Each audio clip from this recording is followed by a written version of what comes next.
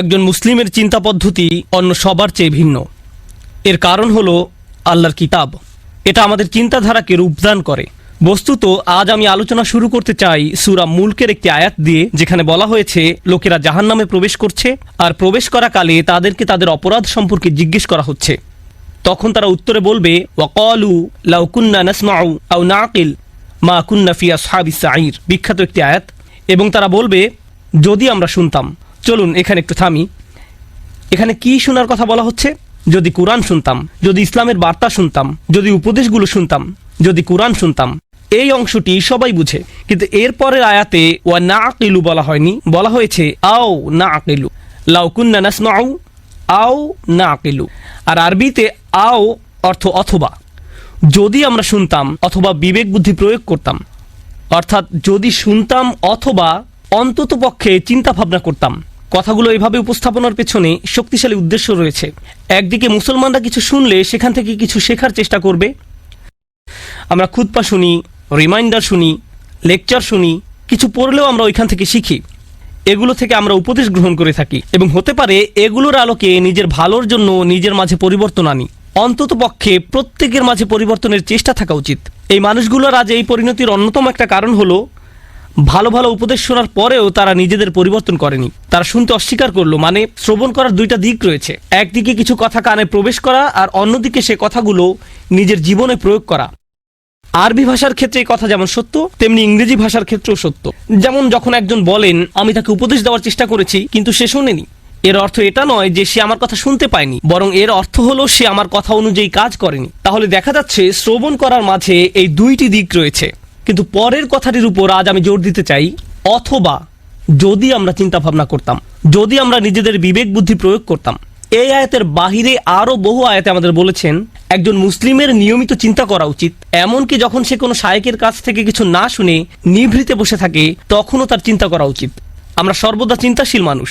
তো যে বিষয়গুলো আমাদের চিন্তাশীল বানায় তা হলো আয়াত। আল্লাহর নিদর্শনগুলোর উদ্দেশ্য হলো লাআল্লাহুম ইয়াতাফাক্কারুন লিকওমি ইয়াকিলুন লাআল্লাকুম তাকিলুন লিয়াদাব্বারু লিআয়াতি, যাতে তারা এর আয়াতসমূহ নিয়ে গভীরভাবে চিন্তা করে। আর আয়াত বলতে শুধু কোরআনের আয়াত বোঝানো হচ্ছে না, চারপাশে আল্লাহর যে বিস্ময়কর সৃষ্টি রয়েছে তাও বোঝানো হচ্ছে। যখন বাহিরে গিয়ে আকাশের দিকে তাকান, তখন আপনার এটা নিয়ে চিন্তা করা উচিত। আমরা যখন বাহিরে কোনো গাছের দিকে তাকাই, তখনও আমাদের চিন্তা করা উচিত। মুসলিমদের তো এটাই করার কথা। সবাই যা দেখে আমরা তো তা নিয়ে ভিন্নভাবে চিন্তা করি। তারাও দেখে আর আমরাও দেখি, কিন্তু আমরা যখন দেখি আমরা এর সাথে অন্য কিছুও পর্যবেক্ষণ করি, আমরা চিন্তা করার সুযোগ দেখি। তো আজকের খুতবাহ এমন একটি বিষয় নিয়ে যা অনেকটা উপেক্ষিত।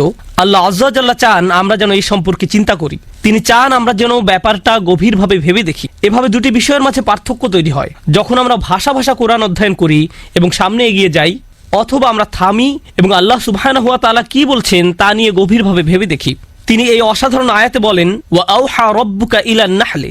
আল্লাহ ওহী অবতীর্ণ করেন, আপনার রব ওহী অবতীর্ণ করেন।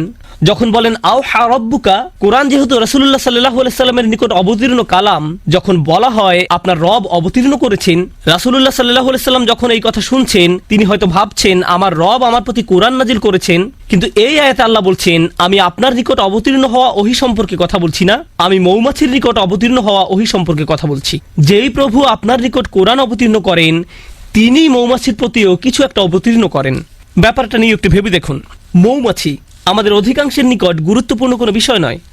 এমন নয় যে আমরা প্রতিদিন এটা দেখি। যদি দেখেন ভয় পেয়ে তাড়িয়ে দেন। আর যদি শহরে বাস করেন, তাহলে তো আপনি এমনিতেই প্রকৃতি থেকে অনেক দূরে। মোটের উপর আমরা ইট পাথরের শহরে থাকি। আল্লাহর সৃষ্ট বিস্ময়কর প্রকৃতির সাথে আমাদের সাক্ষাৎ হয় কদাচিৎ। যে একটি সৃষ্টিকে এখনো এড়ানো যায় না তা হলো আকাশ। আকাশ সব সময় উপস্থিত। যারা ব্যস্ত শহরে বাস করেন তাদের এমনকি উপরের দিকে তাকানোরও সময় থাকে না। তারা আশেপাশে তাকান, বাসে যাতায়াত করেন, তারা এমনকি আকাশও দেখেন না। তাহলে আমরা কি নিয়ে ভাববো? আমরা এমনকি নিজেদের জন্য চিন্তা করার সময় পাই না, বা আল্লাহ আমাদের যা নিয়ে চিন্তা করতে বলেন তা নিয়েও ভাববার সময় পাই না। তো এই খুতবাতে আমি আপনাদের এমন জিনিস নিয়ে চিন্তা করতে বলবো যা আমরা সম্পূর্ণরূপে উপেক্ষা করি। একটি মৌমাছি, বিশেষ করে আল্লাহ আয্যা ওয়া জাল্লা তার রাসূল সাল্লাল্লাহু আলাইহি সাল্লামকে বলেন, এমন এক ধরনের ওহী আছে যা আমি আপনার নিকট অবতীর্ণ করিনি, করেছি মৌমাছির প্রতি। সুবহানাল্লাহ। আমাদেরকে মৌমাছি নিয়ে চিন্তা করতে হবে, কারণ কোরআনে আল্লাহ যা কিছু বলেছেন সবকিছু আমাদের হেদায়েতের জন্য। তাই একজন বিশ্বাসী হিসেবে এই ক্ষুদ্র সৃষ্টির প্রতি আমাদের এখন অন্যরকম একটা শ্রদ্ধা তৈরি হয়েছে, কারণ আল্লাহ বর্ণনা করেছেন এই ক্ষুদ্র সৃষ্টি আল্লাহর ওহী গ্রহণ করে থাকে। আল্লাহ এমন কথা গরু সম্পর্কে বলেননি, তিনি এমন কথা উট সম্পর্কেও বলেননি, তিনি পাখি সম্বন্ধেও এমনটি বলেননি। ওই প্রাণীগুলোর কথাও তিনি উল্লেখ করেছেন, তিনি বহু প্রাণীর নাম উল্লেখ করেছেন কোরআনে।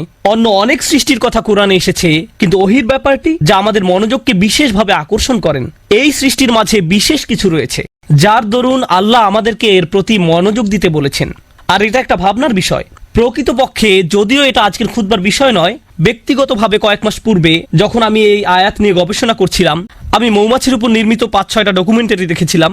কারণ আল্লাহ চান আমরা যেন এই জীবটাকে কদর করি। আল্লাহ একে ওহী দিচ্ছেন, তাই এই প্রাণীটি যাই করুক না কেন তার সাথে ওহীর একটা সম্পর্ক আছে।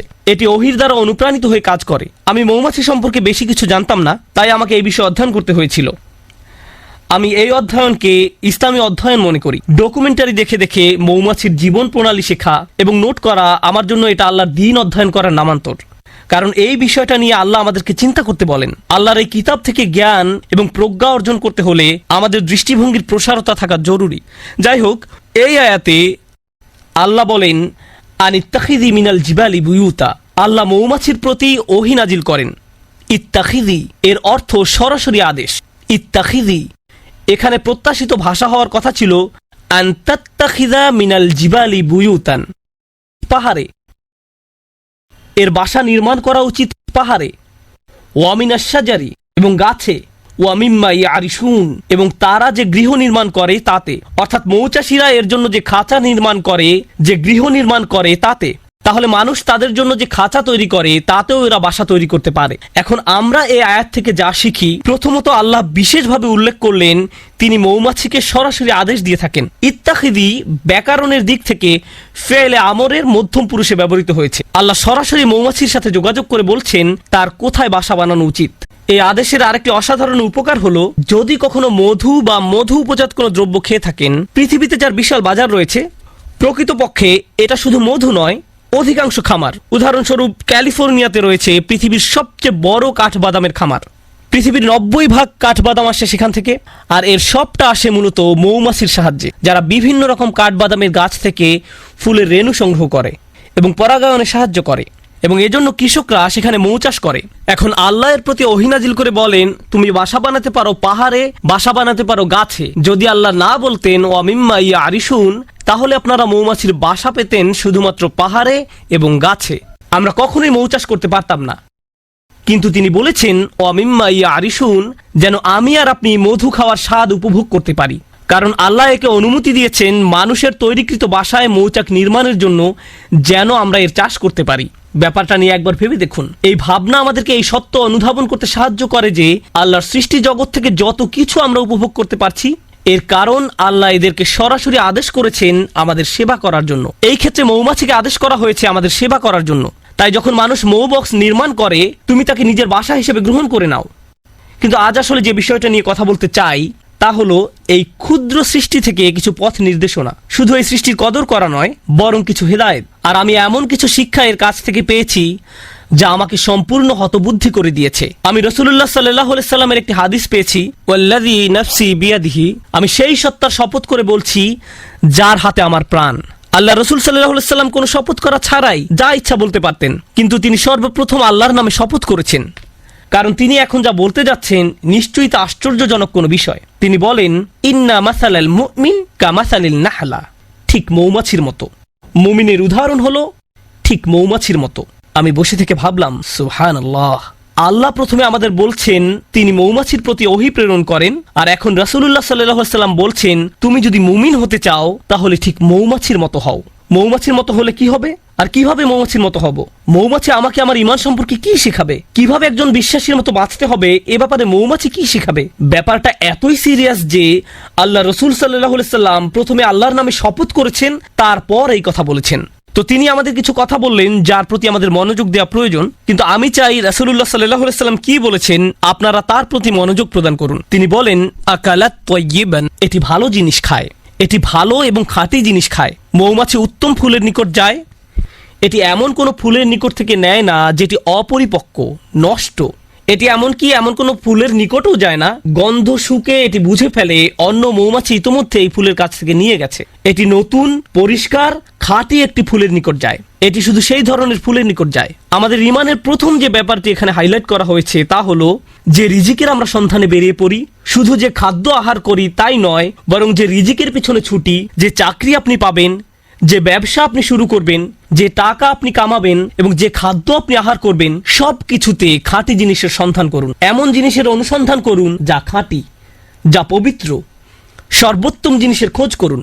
আর জানেন তো, মৌমাছি সবচেয়ে ভালো ফুল না পাওয়া পর্যন্ত খুঁজতে থাকে। তাই আমাদেরও সেরাটা অর্জন করতে হবে। ফালিয়ুতকিনহু, একজন মুমিনের দৃষ্টিভঙ্গি এমনই, তার উচিত দক্ষতা অর্জন করা। আপনাদের সবাই যখন কিছু করবেন তাতে দক্ষতা অর্জন করুন। আপনার উচিত সেরা হওয়া।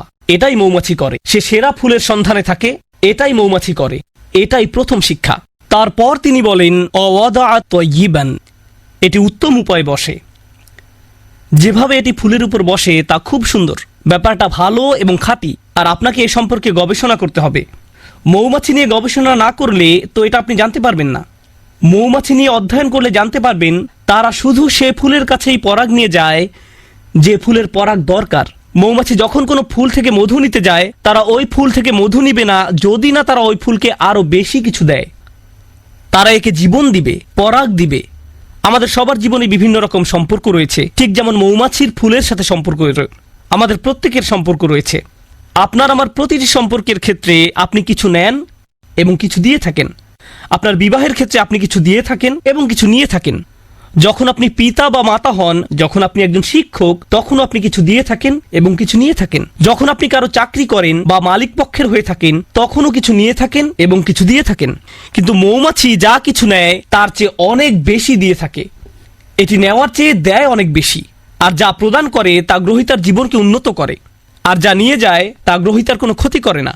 এটি ফুল থেকে যা নেয় তা ফুলের কোনো ক্ষতি করে না। ওয়াদাআত তাইয়িবান, এটি ফুলের উপর পা গুলো রাখে খুব সুন্দর করে। প্রসঙ্গত, ফুলের খুব কোমল জায়গায় মৌমাছিকে বসতে হয়। ফুলের তুলনায় মৌমাছি ভারী একটা জীব। যদি সে তার সম্পূর্ণ ওজন ফুলের ওই কোমল জায়গায় রাখে তাহলে এটি ভেঙে যেতে পারে। তাই এটি ভাসতে থাকে, পুরো ওজন ফুলের উপর রাখে না। এটি পাখাগুলোকে ঝাপটাতে থাকে যেন সম্পূর্ণ ওজন ফুলের উপর না রাখতে হয়।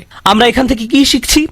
আপনার একটি সম্পর্ক আছে, কিন্তু আপনি শুধু দাবি করতে থাকেন, চাইতে থাকেন। তারপর এক সময় আপনার প্রিয় বন্ধু, আপনার কর্মচারী, আপনার স্বামী বা স্ত্রী, তাদের ধৈর্যের বাঁধ ভেঙে যায়। আপনার কিছু জিনিস দরকার, হ্যাঁ আমি একমত, কিন্তু অতিরিক্ত নিতে যাবেন না। তাদেরকে এমন চাপে ফেলবেন না যে তারা ভেঙে পড়বে। আর যদি কিছু চান তাহলে বেশি করে প্রদান করুন। তার জন্য কিছু নিয়ে আসুন, তারপর দাবি করুন। আর যখন চাইবেন কম করে চান, জাস্ট যতটুকু দরকার, যতটুকু প্রয়োজন। তাহলে ওয়াদাআত তাইয়িবান, আচ্ছা এটা সুন্দরভাবে বসে, ভালো একটি জায়গা খুঁজে নিয়ে বসে, এটা সুন্দরভাবে আহার করে। এর আরেকটি উপকার হলো, যদি অন্য কোনো মৌচাকের মৌমাছি পাশ দিয়ে অতিক্রম করে এবং দেখে যে একটি মৌমাছি এই ফুল থেকে আহার করছে, তখন সে এখানে এসে কোনো ঝামেলা বাঁধায় না। কারণ যদি দুইটি আলাদা মৌচাকের মৌমাছি একটি ফুলের উপর গিয়ে বসে, তখন ফুলের ক্ষতি হয়ে যায়। এর আর পরাগায়ন হয় না, ফুলটি এর ফলে মারা যায়। তাই মৌমাছি ব্যাপারটা বুঝতে পারে। সে জানে যে এই ফুলের সাথে ওই মৌচাকের সম্পর্ক গড়ে উঠেছে, আমার আর এর কাছে যাওয়া উচিত নয়। এবং গন্ধ শুঁকে বুঝতে পারে। এরপর সে অন্য আরেকটি ফুলের নিকট যায় যাকে স্পর্শ করা হয়নি এখনো। আর আমরা কি করি? কেউ একটা দোকান খুললো, আরেকজন দেখে ভাবলো ভালো ব্যবসা, আমারও ঠিক একই রকম একটা দোকান দিতে হবে রাস্তার ওই পাশে। আর ওই লোকের সব কাস্টমার নিয়ে যায়। যখনই কোনো কাস্টমার ওই ব্যক্তির দোকানে যেতে নেয়, এই ভাই এদিকে আসেন, আপনাকে একটা জিনিস দেখাই। আমরা কি করি? আরো শত শত জায়গা আছে যেখানে আমি দোকান দিতে পারি। আল্লাহ রিজিক প্রশস্ত, আমাকে তার প্লেটের ভাত নিজের প্লেটে তুলে নিতে হবে না। কিন্তু এটাই আমরা করি। মানুষ এমন কৃপণের কৃপণ। আমি এমন মুসলিম চাকরিজীবীর কথা জানি যারা অনেক টাকা কামায়। আমি এমন ডাক্তারদের কথা জানি যারা যথেষ্ট টাকা আয় করে। তারপর হয়তো কোনো মেডিকেল কলেজের ছাত্র যে হাসপাতালে ইন্টার্নশিপ খুঁজছে, আর এই ডাক্তার তার জন্য সুপারিশ করে না, কারণ হয়তো 5 বছর পরে সে আমার চেয়ে বেশি আয় করবে। আমি এটা চাই না। এভাবে আমরা একে অন্যকে সাহায্য করতে চাই না। অথচ একজন বিশ্বাসীর মনোভাব হওয়া উচিত ছিল এরকম, আচ্ছা সে তার রিজিক এখানে আয় করছে, আমার উচিত অন্য কোনো জায়গায় যাওয়া। আমার তার রিজিকে ভাগ বসানোর দরকার নেই। পুঁজিবাদী সমাজের মতো গলা কাটার দরকার নেই। আপনি এই দুনিয়াতে অন্য মানুষের রিজিক দখল করে নিজের টাকা আয় করতে আসেননি। আমি শুধু আমার লাভ বুঝি, আমি এছাড়া অন্য কিছু বুঝি না। সুবহানাল্লাহ। আর নবী সাল্লাল্লাহু আলাইহি সাল্লাম বলেন, ওয়াকাআত ফালাম তাকসির, এটা বসে কিন্তু ভেঙে ফেলে না, এটা দাবি করে এবং নিজেরটা নেয় কিন্তু ভাঙে না। এটা নেয় সর্বোত্তম পন্থায়। আহার করার কি এক মহৎ পন্থা, বাঁচার কি এক মহৎ পন্থা। আমাদের ক্ষেত্রে ব্যাপারটা শুধু টাকার সাথে জড়িত নয়, সম্পর্কের ক্ষেত্রেও এমনটা ঘটে। আমাদের সকল সম্পর্কের জন্য এখান থেকে যা শিখছি, যদি আমরা সত্যই মৌমাছির কাছ থেকে কি শিক্ষা নিব তা বুঝতে পারি, যে শিক্ষাটা উপলব্ধি করার প্রতি রাসূলুল্লাহ সাল্লাল্লাহু আলাইহি ওয়াসাল্লাম এত বেশি জোর প্রদান করেছেন, তাহলে আমাদের বুঝতে হবে আমি কি আমার বাচ্চাদের উপর অনেক বেশি প্রেসার দিচ্ছি? আমি কি আমার পিতামাতার কাছ থেকে অনেক কিছু দাবি করছি? আমি কি আমার স্বামীর কাছ থেকে বেশি কিছু দাবি করছি? আমি কি আমার স্ত্রীর কাছে অনেক কিছু আশা করছি? আমি কি আমার বন্ধুর কাছে অনেক অনেক কিছু চাচ্ছি? আমি কি আমার কর্মচারীদের উপর অনেক বেশি কঠোর? আমি কি আমার শিক্ষককে অনেক বেশি জ্বালাতন করছি? আপনাকে এই প্রশ্নগুলো করতে হবে, কারণ আপনি মৌমাছির মতো হতে চান। তারপর সবশেষে তিনি বলেন, ওয়ালাম তুফসিদ, ওয়ালাম তুফসিদ, এবং এটি কোনো দূষণ তৈরি করে না। মৌমাছিদের একটি উল্লেখযোগ্য ব্যাপার হলো, যে ফুলের কাছে তারা মধু আহরণ করতে যায় তা নিজেদের বাসা থেকে অনেক দূরে, সুতরাং তারা অনেক দূর পথ ভ্রমণ করে, কখনো কখনো তা কয়েক মাইলও হয়ে থাকে। এরপর তারা নিজেদের মৌচাকে ফিরে আসে। আর মৌচাক শুধু তার নিজের বাসা নয়, তার বিশাল প্রতিবেশী রয়েছে, সবাই এই মৌচাকে বাস করে। আল্লাহ তাদেরকে বিশেষ ধরনের নাচ শিখিয়েছেন।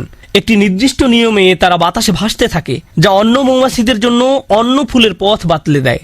দেখো, আমি আমার নিজের জন্য কিছু রিজিক পেয়েছি, তোমরাও অমুক অমুক ফুল থেকে উপকার পেতে পারো। আমি তোমাদেরকে সেই রাস্তা দেখিয়ে দিচ্ছি। এটা তখন তাদেরকে পথ দেখায়। এর নাম হলো বি ড্যান্স। জনপ্রিয় পরিভাষা হলো বি ড্যান্স। তারা অন্য মৌমাছির সামনে এই নাচ দেখাতে থাকে, যেন অন্যরাও থেকে মধু আহরণ করতে পারে, যেন তারাও খেতে পারে। এভাবে তারা নিজেদের সমাজ তৈরি করে, একসাথে তারা নিজেদের মৌচাক নির্মাণ করে। তো এটা বুঝতে পারে যে যখন কেউ কোনো কিছু থেকে উপকার পেয়ে থাকে, এটা কোনো প্রতিযোগিতা নয়। যদি সে অন্যদের উপকার পাওয়ার সুযোগ করে দেয়, এর মাধ্যমে আসলে সবাই উপকৃত হয়। আমি নিজে নিজে একটি মৌচাক নির্মাণ করতে পারবো না, আমাদের সবাইকে এর জন্য কাজ করতে হবে। পক্ষান্তরে মুসলিম সমাজে কি হয়, যখন আমাদের ঈমান থাকে না, যখন কেউ উন্নতি করে আমরা হিংসুক হয়ে পড়ি। তাহলে কাউকে বলতে চান না কিভাবে এই উন্নতি করলেন। আচ্ছা, আপনার দোকানের সাপ্লাই কোথা থেকে পান? আমি জানি না, ভুলে গেছি। আচ্ছা, আপনার চাকরির জন্য কোথায় আবেদন করেছেন? আপনার রিজিউমি কেমন? আমি জানি না, ফাইলটা হারিয়ে ফেলেছি। আপনি কাউকে সাহায্য করতে চান না। এটা হলো প্রতিযোগিতা। আমি কেন প্রতিযোগিতায় আরেকজনকে সাহায্য করব? আমি কেন তাকে বোর্ড কমিটিতে সিট পেতে সাহায্য করব? আর রাসূলুল্লাহ সাল্লাল্লাহু আলাইহি সাল্লাম মৌমাছির জীবনের মাঝে সীমাহীন বিজ্ঞতা দেখতে পেলেন, কারণ আল্লাহ তাকে বলেছেন, দেখো আমি মৌমাছির নিকট ওহী প্রেরণ করছি। ওয়া আওহা রাব্বুকা ইলান নাহল, যে পথটা মৌমাছি অনুসরণ করে, আল্লাহ তাকে বলছেন সুবুলা রাব্বিক। মৌমাছি বৃত্ত তৈরি করে দুলতে দুলতে সামনে চলতে থাকে, কিন্তু আমাদের পক্ষে তাদের এই পথ ভ্রমণ দেখা সম্ভব নয়। আর আল্লাহ বলছেন, প্রতিটি বাঘ যে এটি নিয়ে থাকে সেটি তার রবের দেখানো পথ। আল্লাহ তাদের জন্য এই পথটি তৈরি করেছেন, আর তিনি এটাকে জুলুলান বলেছেন। এই আয়াতে যে হাল ব্যবহার করা হয়েছে তা হলো জুলুলান। আল্লাহ বর্ণনা করেছেন মৌমাছি নম্রতার সাথে এগিয়ে চলে। এর একটা চাকরি আছে, গুরুত্বপূর্ণ কাজ আছে, এটা একটা মিশনে আছে, এটা একটা লক্ষ্য পানে এগিয়ে চলছে, কিন্তু তাই বলে এটা অহংকারী নয়। অনেক সময় দেখবেন মানুষ ব্যস্ত সময় কাটালে কেমন জানি অহংকারী হয়ে ওঠে। আমি মারাত্মক ব্যস্ত, তোমার জন্য আমার সময় নেই, পরে কল দিও। আর আপনাদের মাঝে কেউ কেউ বড় চাকরি করেন, মাকে কল দেওয়ার সময় নেই। অন্যদিকে মৌমাছি জুলুলান তথা কাজ করতে যাওয়ার সময়ও নম্রভাবে পথ চলতে থাকে। সুবহানাল্লাহ। সব শেষে যা বলতে চাই, আর 2 মিনিট সময় আছে, আমি মৌমাছি নিয়ে শেষ একটি কথা বলতে চাই। যদিও অনেক কিছু বলার ছিল, শেষ একটা কথা, আল্লাহ এই জীবটাকে অসাধারণ করে বানিয়েছেন, আর এটাকে তার নিজের কাজ করার যোগ্য করে তৈরি করেছেন। এটা নিজের জীবিকা আহরণ করছে। এই মৌমাছির অন্যদের সাথে সম্পর্ক আছে, নিজে উপকৃত হচ্ছে, সমাজের সবার উপকার করছে। এই সব কিছুর উপরে এটা মৌচাক নির্মাণ করে। এই মধুর উপকার মৌমাছিকে ছাড়িয়ে আরো বহু সৃষ্টির মাঝে ছড়িয়ে পড়ে, যা শিফাউন লিন্নাস। এই মধুতে মানবজাতির জন্য রয়েছে চিকিৎসা, ছোট্ট একটা প্রচেষ্টা থেকে। আমরা এখান থেকে কি শিখছি? আমরা যদি মুমিনদের একটি সমাজ তৈরি করতে চাই, আমরা যদি পরস্পরের উপকার করতে চাই, আমরা যদি একসাথে ভাই ভাই হয়ে বাস করতে চাই এবং অল্পে তুষ্ট থাকি, আমাদের সম্পর্কগুলোর উপর বেশি চাপ না দিয়ে থাকি, এর ফলে আমরা যে সমাজ নির্মাণ করব, এতে শুধু নিজেদের উপকার হবে না, বরং মানবতা এর দ্বারা উপকৃত হবে, আরোগ্য লাভ করবে। যদি মৌমাছিদের একটি সমাজ পৃথিবীকে আরোগ্য দান করতে পারে, কত শত রোগ বালাই মধুর মাধ্যমে আরোগ্য লাভ করে। রাসূলুল্লাহ সাল্লাল্লাহু আলাইহি সাল্লাম কর্তৃক সত্যায়িত একটি ওষুধ হলো মধু। আর মধু কখনো তৈরি হয় না যতক্ষণ না মৌমাছির একটি সমাজ একত্রে বসবাস করা শিখে এবং একত্রে কাজ করা শিখে।